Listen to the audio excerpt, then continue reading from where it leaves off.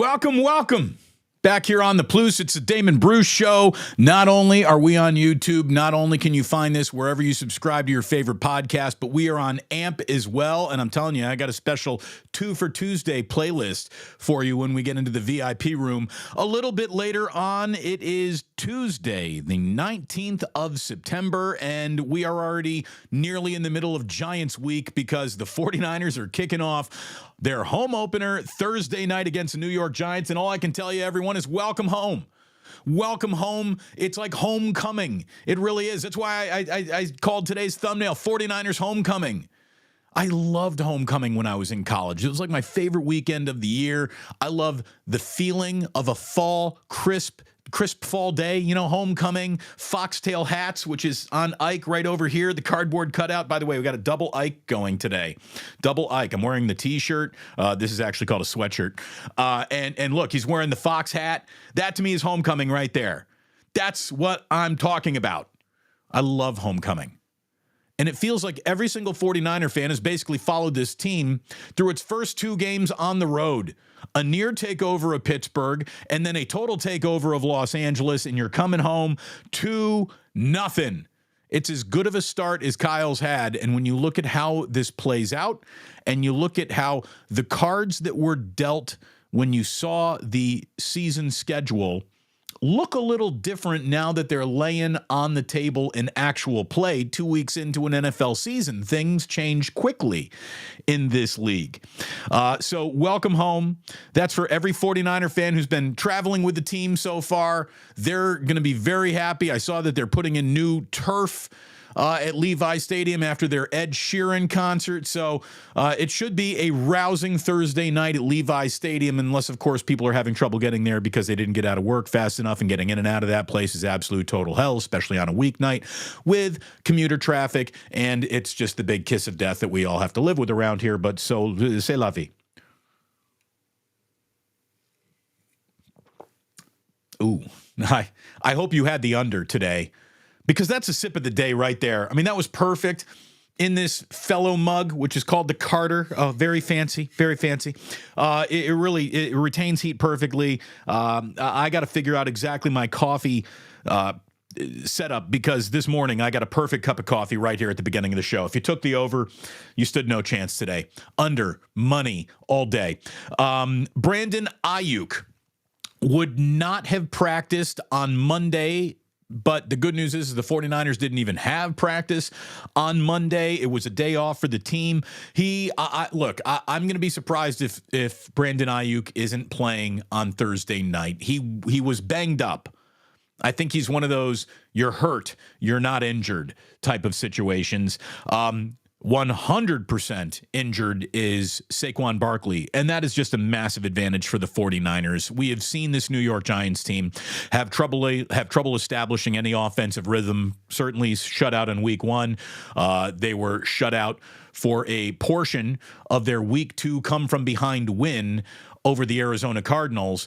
So it is not smooth sailing for this New York Giants offense. Yes, Daniel Jones as a mobile quarterback offers some eye candy that the 49ers have tripped over. Mobile quarterbacks are not the easiest to deal with, but I would rather deal with Daniel Jones and his mobile quarterback reputation than another week of Matthew Stafford getting the ball out on 2 Mississippi every single time he hits that 3-step drop. I think the 49ers are going to have better defensive line play. Their defense is going to be more accounted for in this game, and Brock Purdy is dropping 30 just about every single time we look up here. So, look, this should be 3-0. I'm not going to get cocky. The minute you get cocky in the NFL, you find yourself in trouble.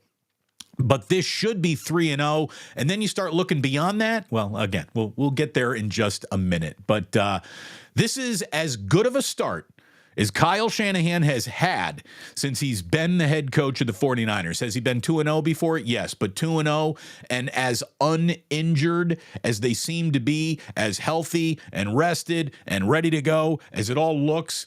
I'm telling you, this is a really good start to the 49ers season. There is no doubt about that. We are off to a really good start on this Tuesday. If you want to be underway with a really good lunch this Tuesday, why not download that Ike's Reward app right now and start signing up for sandwiches and getting your purchases done through the Ike's Reward app. Not only can you set up delivery to wherever you are, but you also earn points towards free sandwiches. And if free sandwiches isn't enough to get you off your couch and do something, I really can't help you. Free Ike's sandwiches is about as important of a statement as I think you can put out in the world these days. Get yourself to Ike's. You will find the delicious waiting there just for you. Any way you want it, he's got it. Speaking of delicious, anytime I want a little whiskey, I am reaching for a bottle of Blackened these days, and boy, I recommend you do as well. Blackened whiskey, it's fantastic. Blackened is perfect in a cocktail. It is perfect for the price point that you find it at. It is perfect neat whiskey. It is perfect on the rocks. I love me some Blackened, and every single pluser who has gone out and tried a bottle has told me, yeah, I like it too. So get yourself a bottle of Blackened. You'll be awfully happy that you did. And let me tell you, my man Stefan at Bottom Line Bets is fuming still over this McVay field goal because it ruined what would have been a perfect week 2 in the NFL. My man Stefan can't claim undefeated week 2. He can only claim being 6-0-1. Well, technically that is undefeated. He didn't lose a game, but he had to push. And my man Stefan only likes helping you cash winners. Go to bottomlinebets.com, sign up for daily, weekly, monthly subscriptions, and believe me, you want in now. Don't wait. Don't put this off to tomorrow. Don't think, well, I'm going to play my own plays for another week or two, see how I'm doing, and if I need any help, then I'm going to go. Dude, you would be up big time right now if you were just playing My Man Stefan Plays. Again, daily, weekly, monthly subscriptions, a personal touch. He will reach out and let you know how to connect with him. This man cares about winning. He cares about you winning, and he is pissed off at Sean McVay, as are a lot of other gamblers. We will let you know about that as we move along here today. But man, what a screw you to the betting public McVay offered up. There are stories in the news about this. My man Stefan is red hot. Bottomlinebets.com. Find out for yourself. Don't even bother taking my word for it. Daily, weekly, monthly subscriptions. Oh, he sent me a video from his penthouse above the Aria there, and he was so pissed off at what McVay did. And look, a lot of Vegas is pissed off at what McVay did, but it ruined a 7-0 Sunday. He had to settle for 6-0-1. Wouldn't you be so lucky settling for 6-0-1? Now, where do you go to place that? How about mybookie.ag? Use promo code Damon when you sign up. You'll get up to 50% match on a $1,000 deposit for mybookie.ag. How come it's not mybookie.com? Well, it's offshore. Mybookie.ag. So when you sign up, make sure your credit card is approved for international transactions. It'll make the whole process seamless. And boom, you're going to be playing great prop bets, great team bets, great lines all the way around. They've got a casino. You get a $10 casino chip when you sign up using promo code Damon at mybookie.ag. You'll be very happy that you did. Go ahead and check it out. Check it out. Check out the 49ers. Again, they are sitting pretty at 2-0 with 2 big road wins. Again, they haven't even entered the home portion of their schedule, for goodness sakes. They've already got a win in division over a team that looks like, because the Rams got a lot better overnight than anyone expected, right? The Rams look like they might be the biggest threat in division to the 49ers, and they've already got a win in hand over the Rams. The next 3 games for Kyle Shanahan are all at home. You got the New York Giants on Thursday, followed by Arizona, and then Dallas. Now, we'll circle that Dallas game and get back to it in a minute, but beyond that, you got 2 road games that today look an awful lot easier than the day the schedule came out. These are road games in Cleveland, and obviously Cleveland had its season altered with a season-ending injury last night. at Minnesota. That's a Monday night game. Now, that stadium will roar on a Monday night, but I don't know if the Vikings are roaring like anyone expected so far this year. The Vikings do not look very good at 0-2 and have not really threatened anyone or scared anybody, so that game looks a little easier now than it did when the schedule came out. And then you're coming home for a Week 8 date, which a lot of people said might be a Super Bowl preview with the Cincinnati Bengals. And look, the Super Bowl preview could still apply to the 49ers, but the Bengals right now, they just like to visit the win column. Forget about the Super Bowl.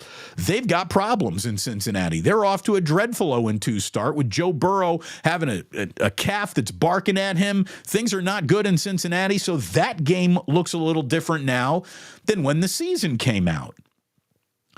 Look, when you look at now the first 8 games of the year, knowing that you're already 2-0, 6-2 would almost feel a little disappointing. So now we're talking about 7-1, 8-0. And folks, I mean, that's exactly what you want to be doing if you're an NFL team who wants to be something special in any year. My goodness. That Dallas game is the one game on paper where you got to make the argument that you could be beaten by this team before the game even kicks off. Like, Dallas is looking pretty good. Dallas might have played 2 teams from New York that aren't going to be nearly as good as some people expected, but look, I'm taking nothing away from anyone based on their opponent. Dallas has looked good. So that's the game that, you need to be a little bit worried about. And if you worry about Dallas before you handle your business against the New York Giants or Arizona, that's how you trip over those games. So, the old cliche, one at a time. But we all see that Dallas game lurking. And then beyond that, a road trip that looks a lot easier, and then a home game against the Bengals that looks easier as of today. Again, 6-2 in the first 8. How about this? If you had, when the schedule came out, walked up to me and said, I'm going to sell you 6-2 over the first 8 games of this year, do you want to buy it? I would have said, yes, I will buy that right now. Sight unseen, I would buy that. Now that we're 2 games into the season and I'm seeing the Niners and I'm seeing what these opponents look like, if you tried to sell me 6-2, I wouldn't buy it right now. I would roll the dice with the Niners, saying, I think they can do better than 6-2. I think they can go 7-1. They beat Dallas. They could be 8-0 after 8 games this year. Again, we're a little getting ahead of ourselves, are we not? Yes, we are. But that's the fun.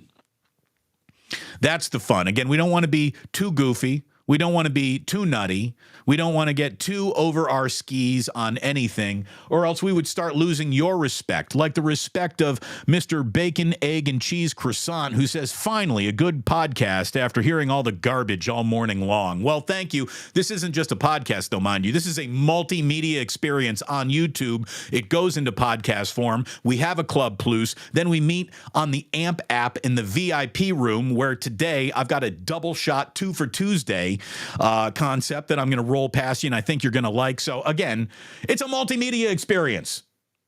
But thank you, Mr. Bacon, Egg, and Cheese Croissant. Great to see you here. Stacy Leo says, Postman and Capitola, your oi oi ois always make me smile. Stacy? Oi oi oi! Me too. Always like getting an oi oi oi. We got a... Send it in, Jerome. Shout out from my man True Blue Forever. And Ted Sanchez just saying, hit that like button like it owes you some money. Yeah, smash that thing. Smash that like button, boys and girls. Wouldn't that be a nice thing to do on a Tuesday afternoon? JJ Rader had 11:10 for sip of the day. Again, we went way under today, JJ. Sorry, I didn't mean to cost you any money if you put a lot of money on it. See, here's the nice thing about this. By the way, they're not paying me. I'm getting no endorsement contract from the fellow coffee company. This mug, though, that sip that I took right now, I promise you, wasn't a degree down from the sip of the day sip. That's a good mug. Listen to that. Sounds good, right? Sounds sturdy. What complaint do you have about the 49ers so far? What complaint do you have? There really can't be one unless you wanted to get all right, I'm going to worry about things before they happen level of complaints, and maybe a complaint does then apply to Christian McCaffrey's snap count. Use it a tad more sparingly is the suggestion I would give, because, teams with an injured starting running back see their prospects change quickly. The Cleveland Browns saw their prospects change quickly with that Nick Chubb injury. That was brutal. And we'll get to it in a second. But McCaffrey's snap count, Matt Barrows was tracking these things, and Shanahan in his Monday speech to the media said the team didn't plan for McCaffrey to have such a heavy workload early on in this year. He had 20 or more carries in both games so far. He is the early leader in rushing yards around the NFL with 268. Sunday was the 14th time in his career that McCaffrey played 100% of the team's offensive snaps, and the first time he's done it since 2019. Again, he was left out there for eye candy when Debo would get the ball, and Debo had about as good of a rushing day as he's had since Christian McCaffrey joined the team. The problem is that Elijah Mitchell didn't see the field. Elijah Mitchell is good enough to see the field in a backup role. He shouldn't just be odd man out. He didn't get it. And I understand that, Debo sees the Rams and he turns into the Incredible Hulk, and you're going to give him a little bit more run than you would maybe against other opponents as a running back. But you got to involve Elijah Mitchell. Number one, because Mitchell's good. Number two, you've got to be a little concerned. Again, 2 games in, snap counts for McCaffrey. Be careful with that guy. He's the most important guy in the locker room when it really comes down to it. I really think so. McCaffrey is the skeleton key that unlocks 30 points a game. As much as Brock Purdy making good decisions, he is the force multiplier since he has joined the team. The 49ers offense was one thing pre-Christian McCaffrey and has become something completely different post-Christian McCaffrey. And he is as precious a resource as this team has. You don't want to go squandering your resources to the point where, look, if it's not a high leverage carry, if the game is in hand, get him off the field.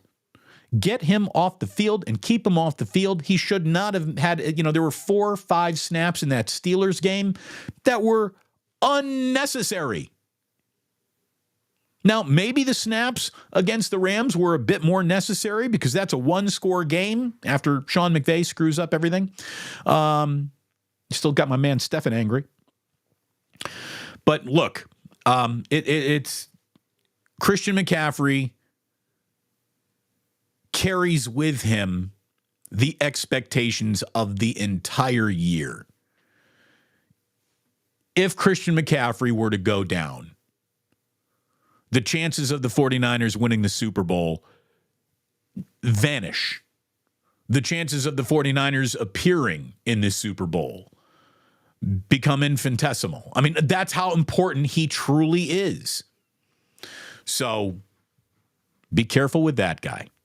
Be very, very careful with that guy. The injury that we didn't see, and I'm not complaining. Nick Chubb got his knee Navarro Bowman'd in one of the Monday Night Football games.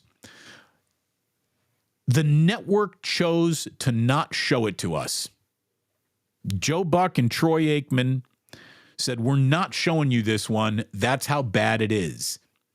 And then to sort of let everyone know how bad it was, the injury was shown inside the stadium, and you heard the entire Steelers crowd see the injury in real time, and everyone in that stadium let out an ooh.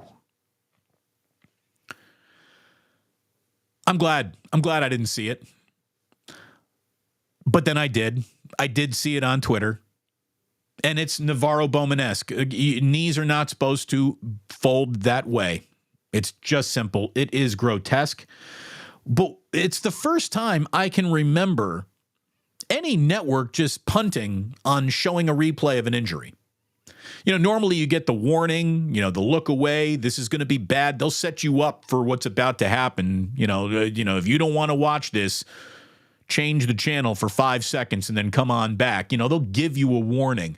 They didn't even bother giving a warning. They didn't even bother showing it. And I have seen it. You don't need to see it. You don't. I didn't want to see it. Like, I don't even like rolled ankles. I don't like any broken bones. Had I heard, had it been a compound fracture, I would not have seen it. I would have thrown my phone right across the living room before it appeared in the palm of my hand checking out Twitter last night. But God, that was is that a new, different way of going about injury business at the network level? When it's that bad, we no longer get to see it. Like, that feels like a little bit of a softening of America, doesn't it?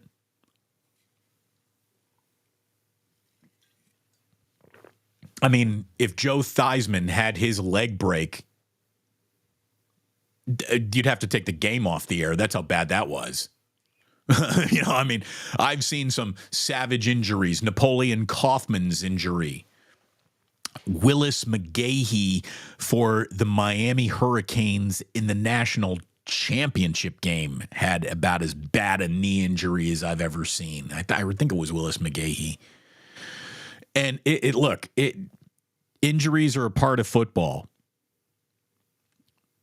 I think they should still show the injury with the warning, only because people want to know, and people are gambling on these games. People are invested from a fantasy standpoint. So getting information about availability, and what I thought was just ridiculous is they were talking about how, Nick Chubb has been ruled out for the game. Folks, he's been ruled out for the rest of the year. I mean, that's what are you talking about? He's been ruled out tonight. Anyone who saw that knows he's not playing another down of football for a full calendar year, for goodness sakes.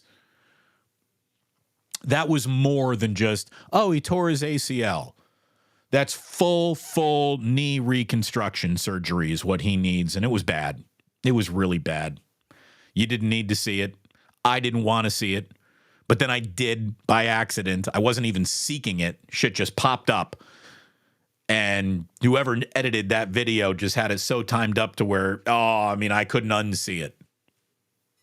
Don't find it. It's rough. But boy, that changes the prospects of the Cleveland Browns, does it not? The Cleveland Browns had Chubb go out of that game, and their offense basically stopped working. You know, that to me has got a little Christian McCaffrey written all over it. It's a cautionary tale, if you will. Speaking of cautionary tales, Deshaun Watson is a cautionary tale at this point in his career. And when you talk about bad investments, the Deshaun Watson contract that the Cleveland Browns gave a guy who, again, had his gherkin yerked so hard in Houston, he had to leave Houston and have a 10-figure settlement for all the gherkin that he subjected women to. There was never a less worthy of a fully guaranteed contract guy than Deshaun Watson. But at least he was going to make you forget about all those massage jerk-off parties he insisted having based on the way he would play, right? Well, not so much. Deshaun Watson has been awful since he has become the starting quarterback of the Cleveland Browns. As a matter of fact, Deshaun Watson wishes he had the kind of production that got Baker Mayfield run out of town. Baker Mayfield's numbers were better than Deshaun Watson's numbers at this point in his I'm the starter of the Cleveland Browns career, and that wasn't good enough. But they are so married to Deshaun Watson that they're going to have to keep jerking him off for at least 3 more years. Roger Sherman, formerly of The Ringer, now he's on his own, he has said, here's your Deshaun Watson update.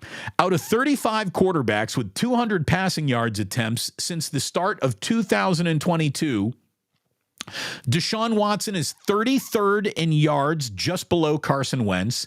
He's 33rd in passer rating, just below Davis Mills. He's 34 in sack rate. He's 34th in completion percentage. He's 30th in success rate. And he's got a 100% guaranteed deal, which kicks in with a brand new cap number of $64 million per season over the 2024, 25, and 26 years. He will carry a cap hit of $64 million, and he is measurably one of the worst quarterbacks in football and has been since the start of the 2022 season.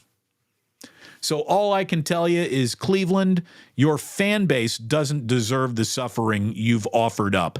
But that franchise, for doing the deal with Deshaun that no one else is willing to do, they totally deserve this. Nick Chubb did not deserve what happened to him last night. But them's the breaks when you toy with the football gods.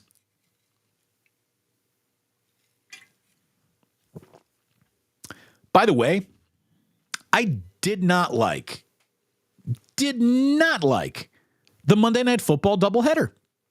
I didn't. I don't know how many people are sharing, this opinion with me this morning anywhere in the sports talk radio world, because normally, more football equals more to talk about equals better equals I'm not complaining. But to me, not only were the games not great, but you had the teams essentially dressed the same, which means, unless you were looking at the scoring bug and you didn't have your glasses on, you really didn't even know what you were looking at, because you got the Steelers wearing, their home black and yellow uniforms. The Browns are wearing all white, and those Browns uniforms look pretty clean. I'm not complaining about the Browns uniforms, but they look just kind of like the Carolina Panthers uniforms. They wore all white, as the New Orleans Saints were wearing all black. So you had am I looking at Steelers Browns, or am I looking at Saints and Panthers here? Like, there wasn't enough of a difference on the flip back to know where you were, unless you studied the screen for a little while. Now, maybe this is more about me than it is a problem for you, since you don't talk about football for a living. But Monday Night Football to me was always a spotlight game, and it allows me to get to know a couple of teams that I might not know, because I'm watching so much 49ers football on the weekend. I'm not bouncing around with Red Zone for at least, however long the 49ers are playing, plus the post-game show that I'm doing. And so, the spotlight of Monday Night Football really gets you into a team. It's depth chart, getting to know them, getting to know their tendencies, getting to watch what they do. What are they good at? What are they bad at? Like, it's always a little study session for me, Monday Night Football. And I'll take notes on a Monday Night Football game. I know this is nuts. None of you are watching it like this, like I do. But I'll take notes on a Monday Night Football game only because I'm learning things about two teams that I'm not covering that often. Like, the more obscure the Monday night game, kind of the more I'm even interested in it at times. I'm like, normally I don't get to see Jacksonville, Houston, so I'm going to watch this one, And it's also, hey, it's football, so we'll watch whatever football's on. But I didn't like the Monday Night Football doubleheader. And you know who else didn't like the Monday Night Football doubleheader? Cable TV providers. I saw this story this morning that Awful Announcing ran a story that Monday Night Football was, had one of the games on ABC last night because of the writers' strike. You got network television screwing over writers and hardworking people in Hollywood, but they still want to get people watching networks. So what are we going to do? Well, put on some either popular rerun or live sporting event, or even a replay of something that people are interested in. Well, we all know that football wins and wins like nothing else on TV. So they took one of these Monday Night Football games in the doubleheader and they put it over on ABC. Now, cable and Disney, who have just been at each other's throats, right? Cable companies, charter carrier, whatever it was, that Disney and them were going at it, negotiating. And remember, ESPN charges more to any cable company's bottom line than any other bundle out there. So if, I'm going to ask my customers to be paying for ESPN, whether they're watching it or not, what I want is ESPN to have the exclusivity of things that you can only then get on cable. And this is why we have to continue partnering with ESPN and Disney as a cable provider, because they have the dope that you are addicted to, which is NFL football. Well, Awful Announcing says, according to Sports Business Journal, by making companies pay for ESPN and ABC when they're airing the same premier programming, distributors are paying a huge price for ESPN because of all their exclusive live sports programming, not so that it can also be shown free to air on ABC. In other words, you wouldn't have had that game on, but you got a writer's strike. So you took the game and you put it somewhere that it wasn't supposed to be.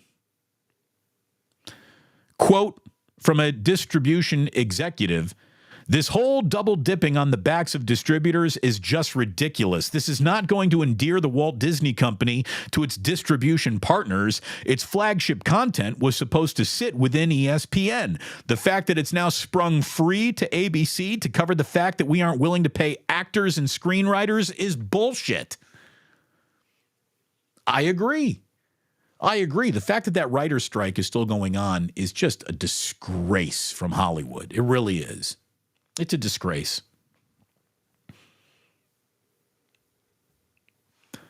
But I was telling you earlier, and you know what? I want to bring up my man's graphic again here.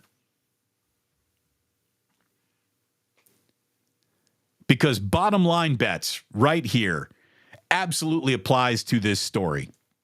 I saw this from Fox Sports.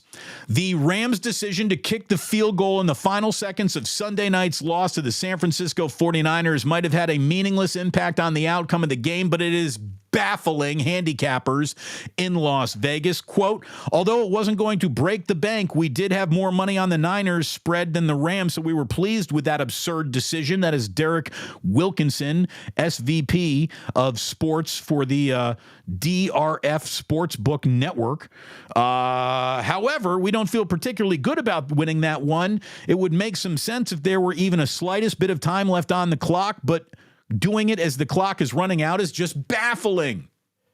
You had Sean McVay sending an FU to 49ers fans and everyone who bet on the team. He couldn't beat them, so he decided to beat people who wagered on the game. Sean McVay. Oh, did he piss off my man Stefan at Bottom Line Bets? My man Stefan would have had a perfect 7-0 weekend. He had to settle for 6-0-1, that one being a push, because he, like so many, had 49ers -7. Oh, Sean McVay, he didn't acknowledge the field goal post game. Again, this is what happens when we bring gambling, not under the table, but on the table, and now you got a coach absolutely making a decision not to better his team's prospects of winning a game, but to ruin a final for the wagering public. So he could send the, 15% Rams fans who actually showed up at the Rams game in LA home knowing that, well, hey, at least we pushed. Oh, my man Stefan is angry. He should be. You won't be angry if you sign up for Bottom Line Bets. Daily, weekly, monthly subscriptions. Bottom Line Bets. My man Stefan got screwed over this weekend, so he gets 2 promos on today's show. Go to bottomlinebets.com. He is winning every single time I look up. He's going to the cage to cash a winning ticket. And if you follow him on social media, on Instagram, on Facebook, you see him with these tickets that are winners. You also see the Bottom Line Bets girls, which, if that's your thing, you'll be happy that you did. Frickin' Sean McVay. How dare he? Ruin my man Stefan's weekend. And when I say ruined the weekend, he was still incredibly profitable at 6-0-1. And you would have been too had you signed up. Daily, weekly, and monthly subscriptions available. One other note on the Rams. McVay has said that general manager and Les Snead, they're talking with a handful of teams about trading a man who used to be their starting running back, Cam Akers. Cam Akers is on the trading block, and that is the direction we're heading in. They're heading in that direction for a couple of reasons. Number one, Kyron Williams looks like a starter, kids, so they're happy with what he's done. And there has been a level of discontent between Cam Akers and the Los Angeles Rams that dates back to last year, where he basically sat out a month for reasons not explained or really understood. And he was a healthy scratch in week 2 against the 49ers. And all I'm going to tell you is that Cam Akers, I don't know why it didn't work out in LA. I don't know why it all went sour. But Cam Akers isn't bad. And there are 2 teams that I know might be looking for a running back right now. If I were Les Snead, I would be calling the Cleveland Browns this morning. Cleveland Browns are down Nick Chubb after the brutal injury on Monday Night Football. So maybe I would also call the Indianapolis Colts and say, what about Cam Akers plus a cherry on top straight up for Jonathan Taylor? If the Colts are indeed trading Jonathan Taylor, which it sounds like they will be. So look, you put Jonathan Taylor on the Rams, that team gets a little bit scarier. But discontent already brewing in a couple of places.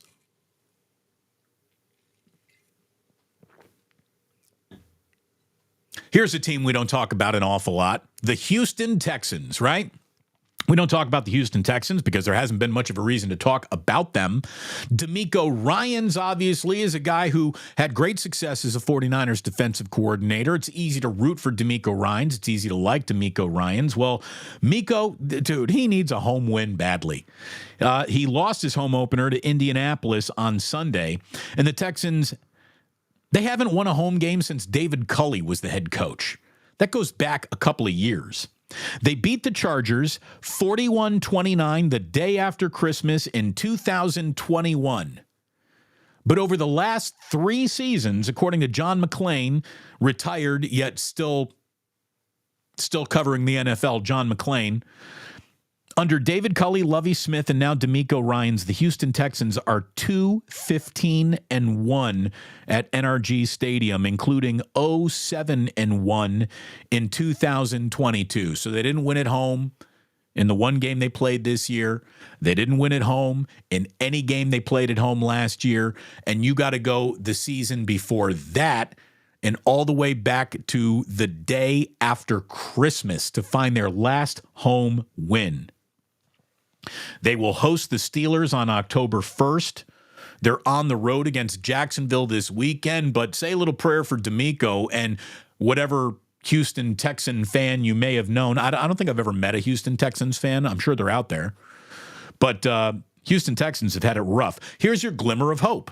A glimmer of hope for Houston Texans fans. C.J. Stroud's passing yards, 384 this past weekend. That's the second most by a player age 21 or younger since the merger, trailing only Matthew Stafford, who in his rookie year in Detroit threw for 422 yards. That's according to ESPN Stats and Info.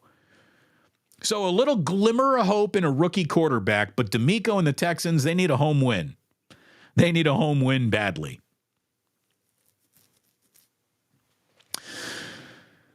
Look, I don't know who is going to win the national championship in college, the same way I don't know who's going to win the Super Bowl this year. And I don't know who the biggest winner in the NFL will be, but I do know who the biggest winner in college football already is, and it's Deion Sanders and the Colorado Buffaloes. Who would have ever thought that Deion would be this good, this hot, this fast? I mean, even if you had the highest of expectations for him, they couldn't have been parked anywhere on the street that Deion is now living on. The Colorado Buffaloes and Deion Sanders are so far and away the biggest story on Planet Football this year. That includes anything happening in the NFL. ESPN PR shared that the Sunday night, late night game in Colorado against Colorado State. Again, this is not a marquee matchup. It might be a rivalry, but I never saw networks trying to give you Colorado State as a game of the week in any way, shape, or form. Well, it was the late night game. I believe it kicked off like 10 p.m. East Coast time. Colorado's comeback thriller over Colorado State got 9.3 million viewers on Saturday night. 9.3 million tuned into that. It's ESPN's 5th most watched college football game ever. Deion.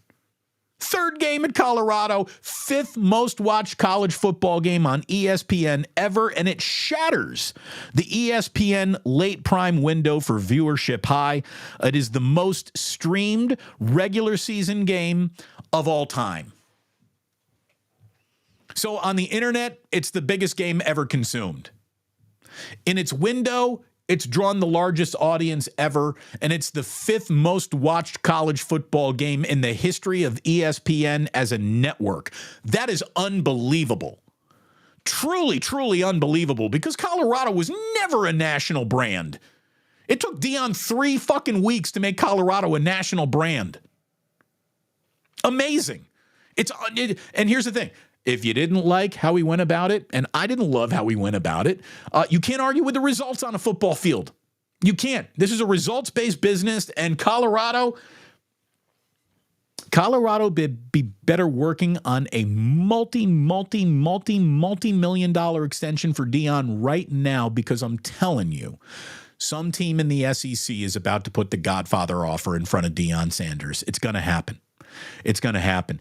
Deion at Colorado going one and done. I mean, I'm sure he's got a whole bunch of money tied up in that not being a real reality, but some team in the SEC might be dumb enough to pay that buyout, whatever it is. If you are Colorado, you're praying that you get 5 years of this. 5 years of Deion before he either goes to become the next head coach of Florida State or Alabama or something like that, and or maybe even considers the NFL one day.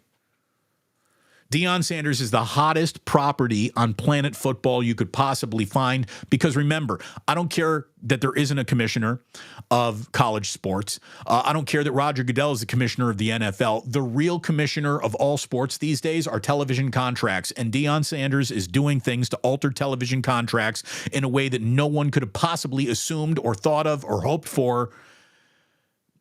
I mean, you couldn't have taken a fistful worth of peyote and made this success story up that Deion is having at Colorado. It's unprecedented. It's amazing. I've never seen anyone go from nobody cares to, oh, now the Tampa Bay Rays are essentially the New York Yankees. That's what he did. And I'm going to take this even a little further. Okay, I'm going to take this even a little further. Had Deion Sanders shown up in Boulder the year before he actually got there, I'm going to tell you right now that some form of the Pac-12 going forward would still exist. Had Deion shown up to a nobody wants our network deal conference putting up these kind of numbers of interest, Deion Sanders would have, at Colorado alone, saved the Pac-12. And had Deion Sanders gotten to Boulder 2 years before he did, it might still be a fully functioning USC and UCLA are still in the Pac-12, because with numbers like this, now you're getting a bigger media deal that is the lifeblood of why USC and UCLA went to the Big Ten. Had Deion Sanders shown up in Colorado 2 years before he did, maybe the entirety of the Pac-12 still exists. Had he shown up last year, certainly some form of the Pac-12 would still be existing going forward. That's how much of a presence he has had. Deion Sanders would have been the commissioner of college football, keeping the Pac-12 together, had he gotten there the year before. Meanwhile, the Big 12 has to be sitting over in the corner, like happily masturbating, knowing that they've got this meal ticket coming in Deion Sanders. They got to be so excited about it. My God, there's never been anything like it. The normal primetime window for a Pac-12 after dark game was 1 or 2 million people watching. Colorado had 9.3 million watching against Colorado State on a Saturday night with a 10 o'clock East Coast start time. That's absurd, folks. It's incredible. It's incredible. Stuart Mandel, who covers TV and sports, says Colorado CSU got 9.3 million. That's ESPN's most watched late night game on record and the fifth highest of any regular season game on record for ESPN. For reference, the typical Pac-12 after dark game got between 1 and 2 million viewers. 9.3. Dude, it's Deion's world. We're just living in it. And there's never been anything quite like this where he's the head coach and he's the star of the game. His son is the quarterback, so he's also the star of the game. So you got the head coach and his son as the stars of the game. Then you got the fact that Deion is literally starring in every single commercial that you're watching, in every commercial break of the game that he and his son are starring in. He is on the pregame. He's on the postgame. There's a live look in to Deion Sanders' press conferences because those have become must-see sporting events these days. It's insane. There's never been anything quite like this. I'm going to tell you right now, if you offered most of Sports America, here's the deal. You can keep on watching Colorado this year, or you can see the World Series. Which would you take? Like 90% of America is voting on show me Colorado, screw the World Series. That's how big this is. That's how big this is. Is a World Series game getting 9 million viewers? I don't think so. I don't know. I wouldn't bet on it. And I guess that brings us to the end of our show. Giants are at the Diamondbacks tonight. Wah, wah. I mean, will I watch? Sure. There's nothing else on. Alex Cobb against Zach Gallen. 2 games out of the wild card. We all know that they're not worthy, but hey, they're mathematically still, they got a heartbeat. So there you go. That's about as much fun as the San Francisco Giants can offer you. We got a heartbeat, and you might want to watch when nothing else is on. But if anything else was on, you wouldn't be watching Giants baseball. Let's see. Let's see what happens. What do we got here? This is from a long time ago, but Forging Through the Fire says, John Boy only covers baseball. He does only cover baseball. I like John Boy and the work that he does. But man, if I only covered baseball, I'd have like 15 subscribers here. And look, I still love baseball. I just don't know if I can watch much more Giants baseball. So there you go. There is today's show on a Tuesday. It was great to have you here today. If you're listening on the podcast, I thank you so very, very much for doing so. Thank you for subscribing. Thank you for liking. Hit that button, smash them all, hit notify, all that stuff. Really appreciate it if you do. We're going to hop into Club Plus before we give you a double shot Tuesday in the VIP room. So between now and then, let me just remind you that sports don't build character, they reveal it. And like that, whew, he's gone.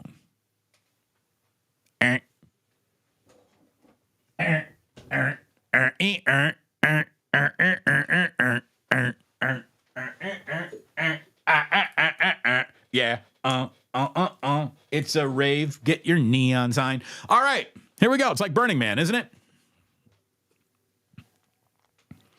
Going back to the Deshaun Watson portion of this. Watson might never be the player he was before. Could be mentally broken, checked out. I don't know, but he has regressed massively, and it ain't good. It ain't good. So there you go. Couldn't happen to a nicer guy, right? How is he going to get through these problems? Well, maybe he can rub them out. Sorry, it was easy, low-hanging fruit. Couldn't say no to that. RIP Cougar Rebel says, I didn't like the games being on simultaneously. Yes, stagger those start times. Stagger the start times. Let me watch a little of one before you get me the other one up. Start it earlier if you want to. Fans will show up. I didn't like the doubleheader. Too much simultaneous overload. Yeah, to me, I didn't like it. And RIP Cougar Rebel saying, yeah, there's another one coming next week too. I didn't like it. Modular Mammoth says doubleheader's a stupid idea. They aren't going to be completely staggered. It's only a doubleheader is if we can watch both games. Yeah, I didn't like it. Again, to me, the whole point of being on Monday Night Football is you got the stage all to yourself. And that is not happening. Vince, he's like, I had the split screen going. Okay. A guy named Brandon Dillinger says, trade Aiyuk. Brendan, thank you very much. That is the dumbest text, not only of today, but the week. Good to have you here. You're an idiot.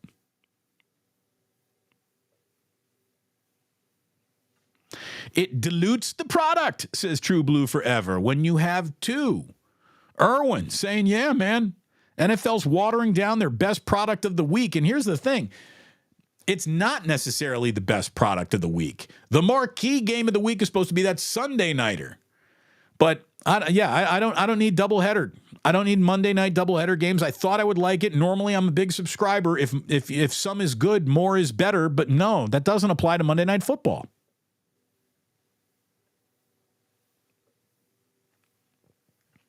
Very good question here by Nathaniel. If both games are on the East Coast, why not start one at 6 o'clock? Exactly. Get it going earlier. Get me in the fourth quarter of one game as the first quarter of another game is starting. That's the way to stagger football games, for goodness sakes.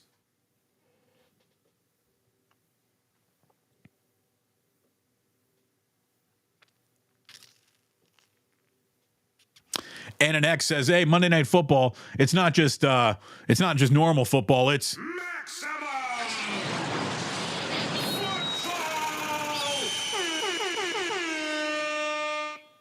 Yeah. Again, I didn't like it. Before it happened, I would have said, yeah, of course I'm going to like this. I really didn't like it.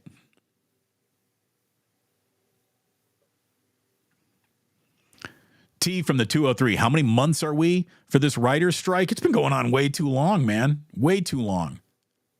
And when you see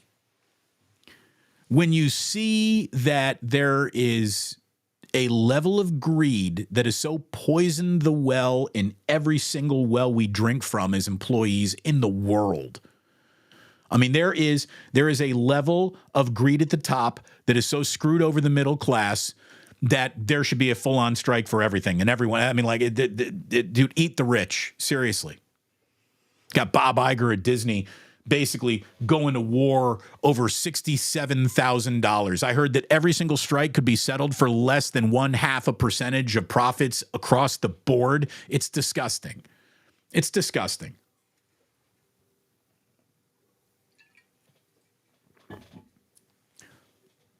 I would like a world where private planes carrying the ultra greedy rich just started falling out of the sky. These people don't deserve the lives that they have.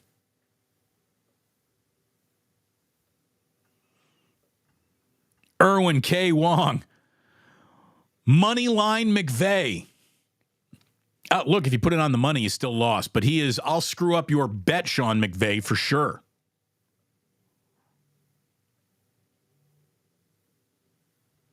What's good, Plusers? Drew down. Drew, let me tell you, we got our next Plus Mania 2 coming this bye week. Not this bye week, but the bye week that the Niners have. What is that, November 5th?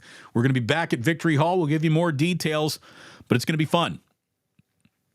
So that's what it do. Yosarian says, D. Bruce supports the strike. You bet I do. I am on the side of the talented people who actually produce the content as much as humanly possible. Because I guess I'm on that side of the line, right? You know, I'm not a writer, that's for sure. But good Lord, I cannot tolerate, you know, a CEO taking home 4,000 times the salary of the average employee or whatever it is. It's just disgusting. But yeah, I am on the side of the writers all day and night long. Damon, if you're taking requests, this is from True Blue Forever. Can we please put a muzzle on Collinsworth? Look, here's the thing. I don't mind Chris Collinsworth. I guess I'm used to him at this point. It's his son, who is one of the biggest examples of network nepotism I've ever seen. That guy's part of the problem.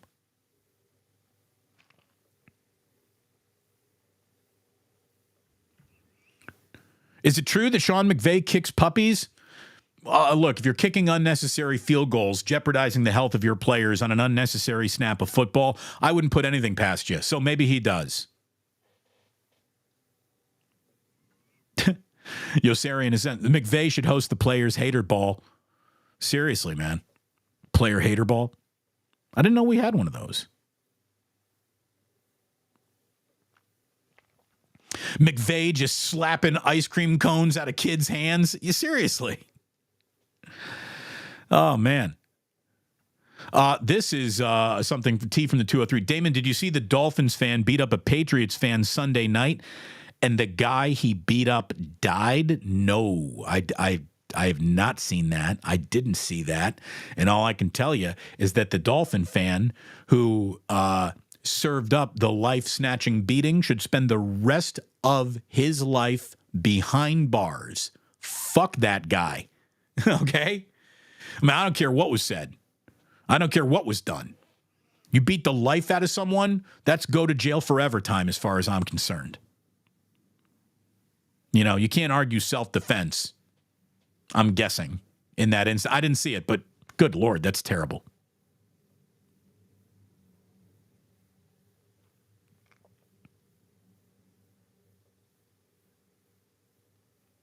Yeah, Legends Pizzas. Like, dude, how can people take people's lives over a damn game? We don't even play. Again, that's just, it shows you how pathetic. If you think you have to get into a fight over your football team, you are, the only thing I know for sure is you have a small dick and are definitely stupid.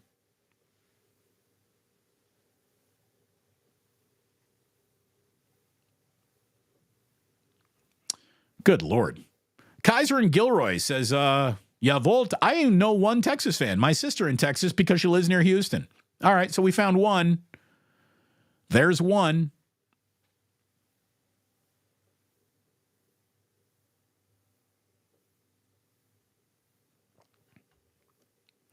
So. What do we got here? What else we got going on?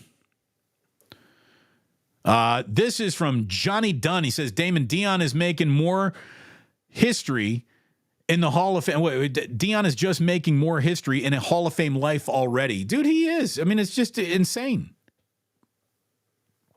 Deion Sanders projects more confidence and cocksure attitude than anybody. It's part of the brand. Not even Deion could have expected it to be like this. Not even Deion. And he'll tell you, oh, yeah, I knew I was going to. You couldn't have expected this. You couldn't have expected a national interest that got you 9 million people tuning into a game against Colorado State.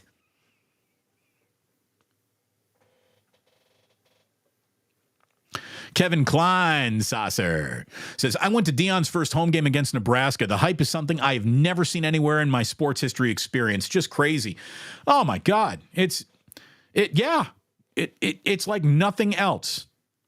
It's going from it's the like here. Let me try to explain what Deion Sanders did without using football, but staying in the world of sports. Deion Sanders has turned a putt-putt course into Augusta. Instead of this being miniature golf, and that's all Colorado football was. Since Eric Bieniemy was there, right? Colorado has been a miniature golf course. Overnight, it's Augusta National. It's amazing. It's amazing. So, I've yet to buy into the Deion hype train. Let me know when he beats Oregon. Look, Der Kaiser, all I can tell you is that if you're not buying into the Deion hype train, you don't even know what a hype train looks like. It's not hype, it's real. Now, is a team that won one game last year ready to go and beat what Oregon is number 10 in the country at Autzen Stadium? I bet you a little reality sets in for Deion. But that's a game that Colorado would have lost by 100 a year ago.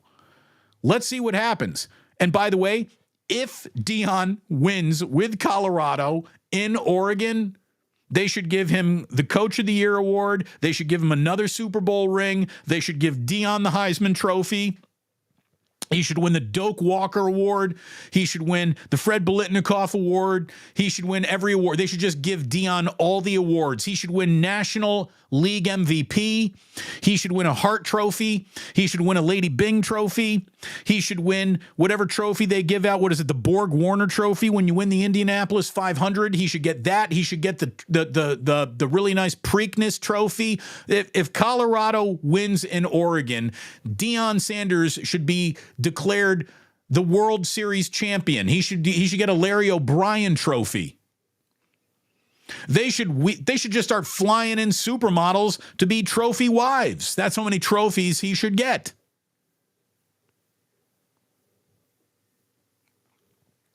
Had Deion Sanders shown up in Colorado before the Pac-12 disintegrated, the Pac-12 would not have disintegrated. It's just that simple. That's the kind of impact that he is having. It's truly, truly amazing.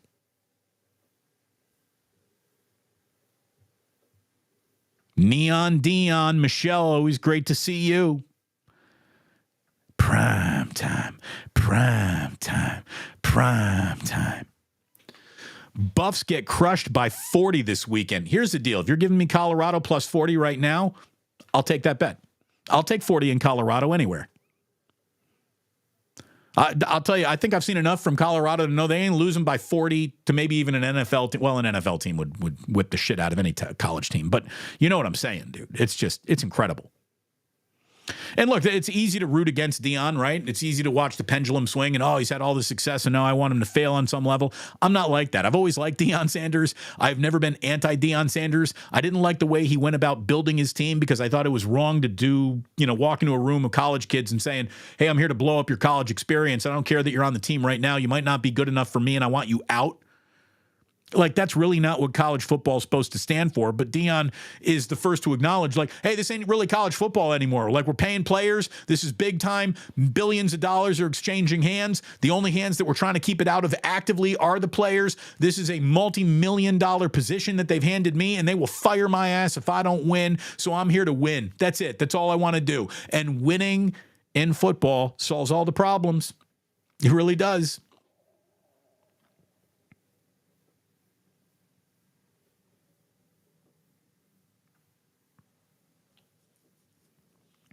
Mr. Bacon, Egg, and Cheese Croissant says, Damon, did you see that the New York Jets head coach said that he would quit on the spot if Cap is signed?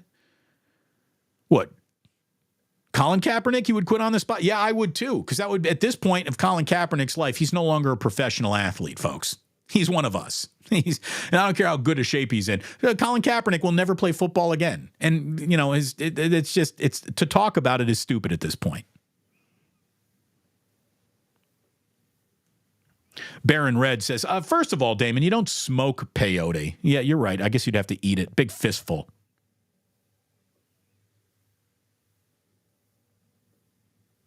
But Irwin does say straight up, Lou Diamond Phillips approved of smoking peyote in Young Guns.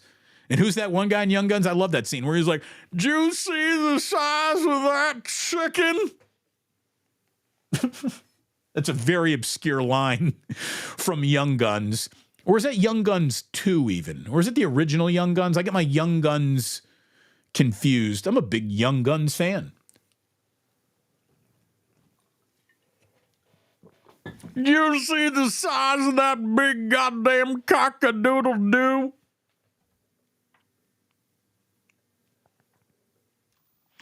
Do you see the size? Wait, I want to make sure I got this actually right. This is doing this to my voice. Yeah. Do you see the size of that chicken? Talk about peyote. This button should be called peyote. Hey, man. Do you see the size of that cock-a-doodle-damn-doo? All right, Damon, stop working exclusively in random, hard-to-identify Young Gun quotes. All right, it's a good idea.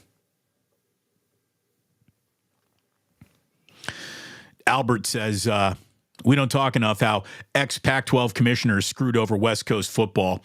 Why isn't Larry Scott criticized more? Dude, Larry Scott should be taken out in a public space and just beaten within an inch of his life. I mean, he ruined the conference, but an awful lot of presidents. There's an awful lot of incompetence ruining the Pac-12. One man cannot do it alone. A staggering amount of incompetence across the board, hubris, greed, narcissism, whatever you want to call it. Oh, True Blue forever. Oh, dude, I didn't even see this. You got it, True Blue forever. You see the size of that? Did you see the size of that chicken? True Blue forever. Dude, no wonder why we get along so well.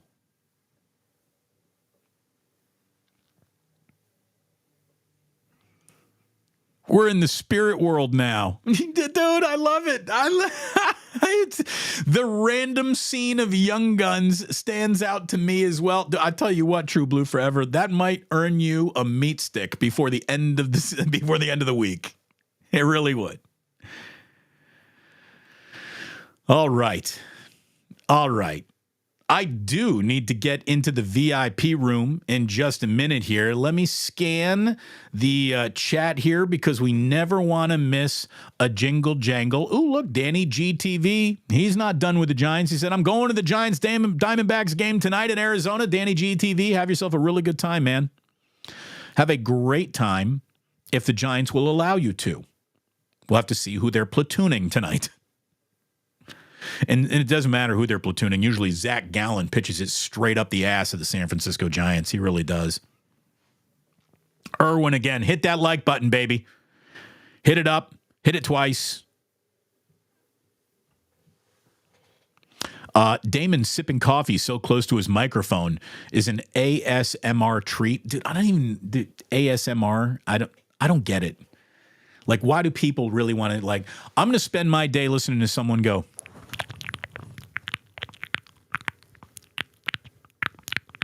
by the way, this also sounds like Deshaun Watson in Houston, doesn't it?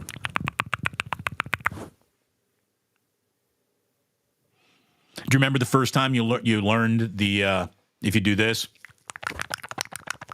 it sounds an awful lot like yanking it. Again, we're back to Gherkin Yerkin.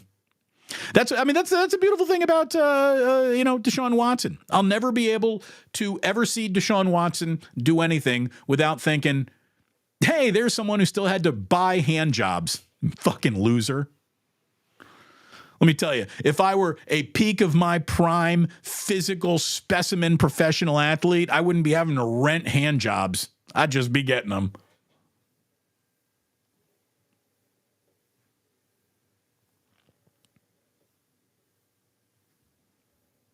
This is about 20 minutes ago. Oh, my God. I don't know what I even did, Michelle, but thank you.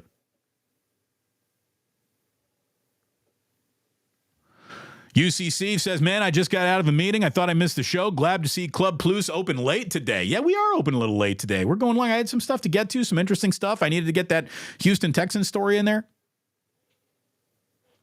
JJ Rader says, hey, Damon, can you ask Blacken if they can sponsor Halloween with a small miniature bottle that you can actually hand out?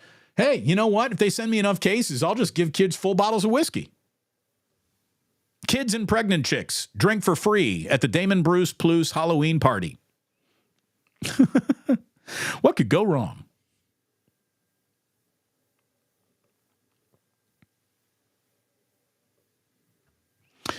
Damon, you need a stupid question of the week list on the wall. Make it a segment. Bring back the no stupid questions, and the chat voters will give you some answers. Here's the thing: I need just more than me. I needed Rado. I needed Kolsky. I can't think that I have got all the answers by myself, but the three of us together, we pretty much did.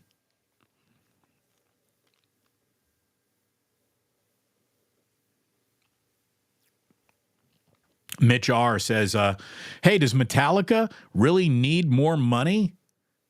Yeah, everyone needs more money, apparently. So all I can tell you is that Metallica has got a great whiskey.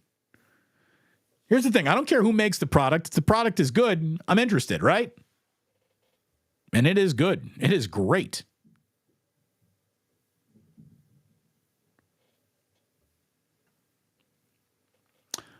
Steve says 122K is considered low income in the Bay Area. Oh, yeah. No, this is incredibly expensive to live out here. And making $122,000 a year in the Bay Area is like making $71,000 a year anywhere else.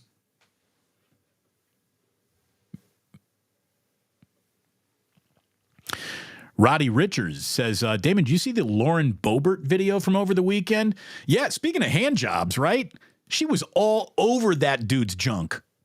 He's straight up grabbing titties in the middle of a kid show. She seems delightful, doesn't she?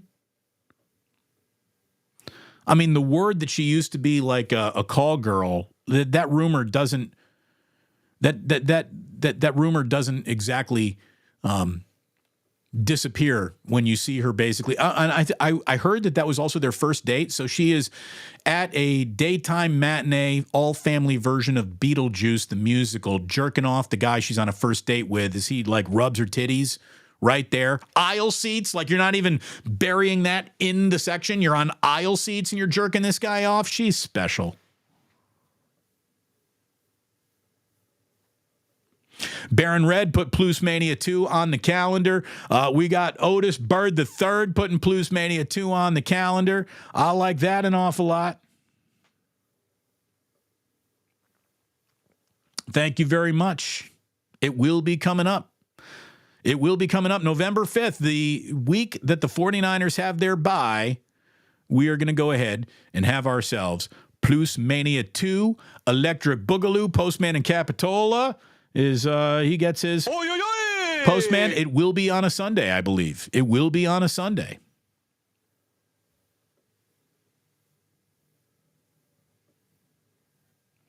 I hope you like that version of Wake Up 49ers that Larry and I had for you on Monday.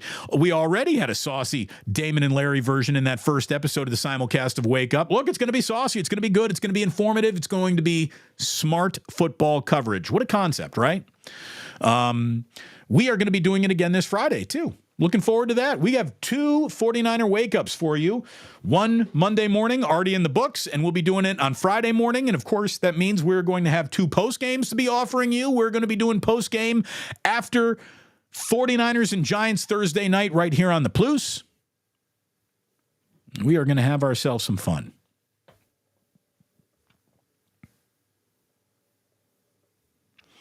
RSF Niners times Damon Bruce would be awesome. Who's that, a content creator I don't know much about?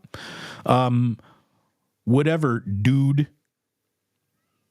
Hey, I'm interested in meeting anyone who is really, really good at what they do. And being good at what you do can come from anywhere, but so can being bad at what you do. And there's a lot of content out there that is just not rooted in actual football reality. We're going to go ahead and root things here in reality. We'll see how we do.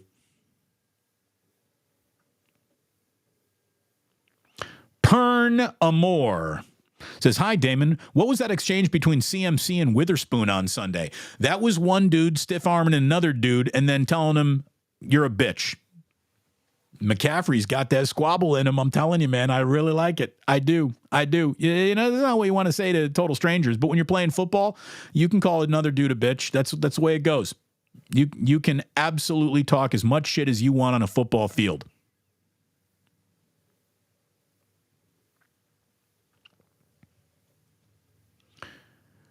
G2 the universe. I can't ever see Deion being a coordinator in college or the NFL, even if they lost the majority of their games Dude, I can absolutely see Deion Sanders being at worst, offensive coordinator in the NFL. Or look, dude, he has a team that executes. He has game plans that win. It was a masterclass of coaching, that season opening win at TCU. Dude, Deion is not some flash-in-the-pan dude wearing sunglasses, and that's all he has. He's got a whole bunch of sizzle, but there's no real stake there. There's stake. He knows football. He's a Hall of Famer. He knows.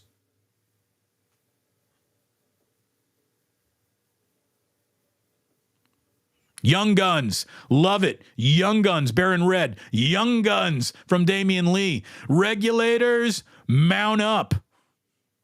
Jay Boogie says, you're right. Fistful of Peyote would be a great name for a country song. Absolutely, it would be. Can't smoke peyote, Damon? Only one way to find out. I mean, you can smoke anything, right? I mean, if you can burn it, you can smoke it. Which, by the way, is the name of my first country album. If you can burn it, you can smoke it.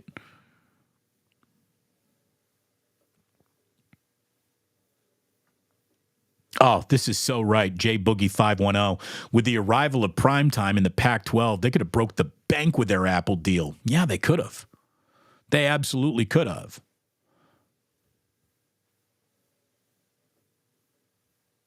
$49er Lifer, thank you for the jingle jangle, a little super chat. Dude, what is the deal with you and Greg? I am here to unplug disinformation. And that man is full of disinformation. And I'm not a fan. Damon, have you ever seen Boondock Saints? Of course I've seen Boondock Saints. It's a good movie. It's a good movie. I'm not crazy.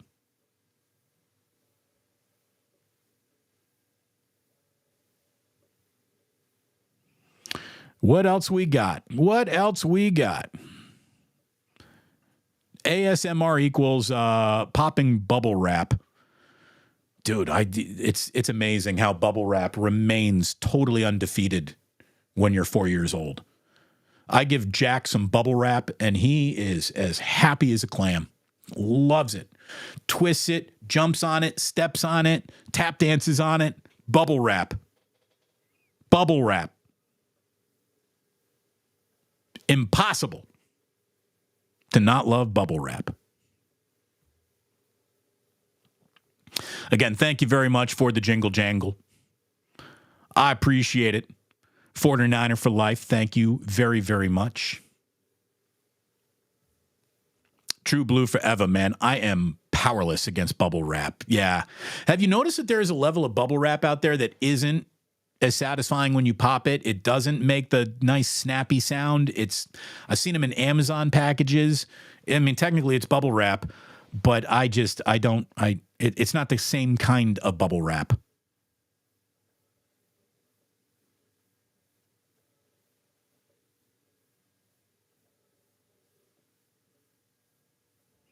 Forktail Devil says, does Metallica make Blackened? I know it's a song. Not only does Metallica make blackened whiskey, I got a bottle right here. It's got a wave file. This is an audio wave. And this audio wave file is James Hetfield saying blackened. Pretty cool, right? Again, when I first heard of blackened whiskey, I thought, all right, gimmick, bet it won't be good. And then I tried it, and I was blown away.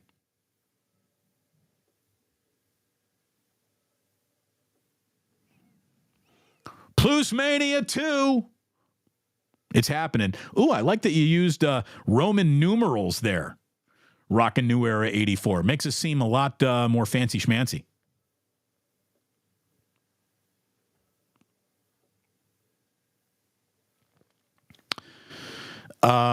Let's see. Will Kruger make it to Plus Mania? We have extended an invite, and we certainly hope so. Certainly hope so. We'd love to have Larry there. I know that he would like to come out and thank an awful lot of our co-listeners. Larry and I got a lot of co-branding out there.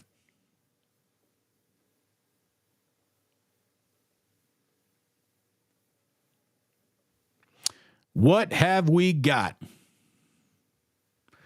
Yeah, it's real simple. Really simple. 4 years old, 50 years old, bubble wrap, same difference. Let's see. I think we're good.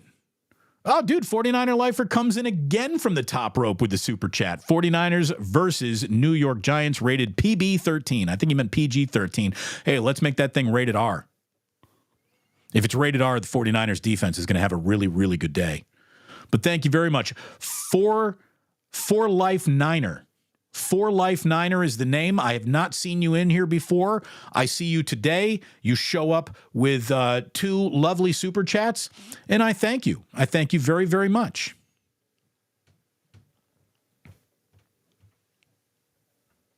Baron Red says, man, I would love to meet Kruger. Well, maybe it indeed will happen.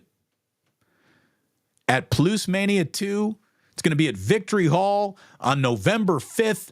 The bye week, baby, and we hope to see you there. Here you go, For Life Niner. Thumbs up, baby. Thumbs up back to you, man. Thank you so very, very much.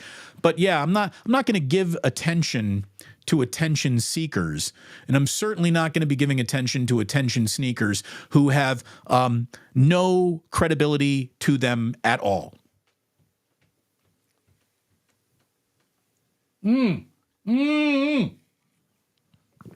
Finished. There you go. Done. Dunzo. Frickin' delicious. So, I got a double shot for you. 2 for Tuesday, right? I mean, if this were an FM radio, join me on 2 for Tuesday. And I already told you a little bit about Jack. My playlist today on AMP. And if you want to get over to AMP, do it right now. Download that AMP app. Follow Damon Bruce. I see my follower count going up there too. And I know I've asked you to click a lot of buttons, right? But if you click a couple more, you get to hang out with us in the ultra, VIP room that is the AMP app. And it is not a Taco Tuesday. Thank you very much. Always drip 805. It's not a Taco Tuesday, but it is. Hold on. Oh, bye, honey. Come on in. Come on in, because you're going to like this. You know what today's playlist is? Today is a double shot of songs that Jack loves. One of the coolest things that I've had with fatherhood is introducing our son to music. And aren't these great songs, honey? Jack loves that one. We love that one. Jack loves that one. Ozzy loves that one, and Jack likes these two because he likes that word so much. So we are going to have ourselves a Jack-inspired 2 for Tuesday double shot. So it's not always drip 805 Taco Tuesday. It is 2 for Tuesday, and there we go. Have a great day, honey. Thank you, too. Hi, Floozers. How you doing? Why don't you tell everyone where you're going? I'm going to go get a massage because I found a gift certificate that I got a year ago, and I'm going to go use it. So that's going to be my exciting. I said, honey, what do you mean? You're going to go and get a massage? We can't be affording massages with me being laid off over gift certificate massage. Oh, go ahead and get 2 of those. Have a great Tuesday, everybody. Did you pay for the happy ending? Are you going Deshaun Watson on this massage? Goodbye. Seriously. Don't get finger banged out at the end of this massage, honey. Just because you love me. Why do I do this? Why? There you go. That's why it works. Honey, don't get finger banged. There it is. Gift certificates for the win. The Deshaun special. Exactly. Gift certificates for the win. You know it. You know it. Look at us. We went 90 minutes today.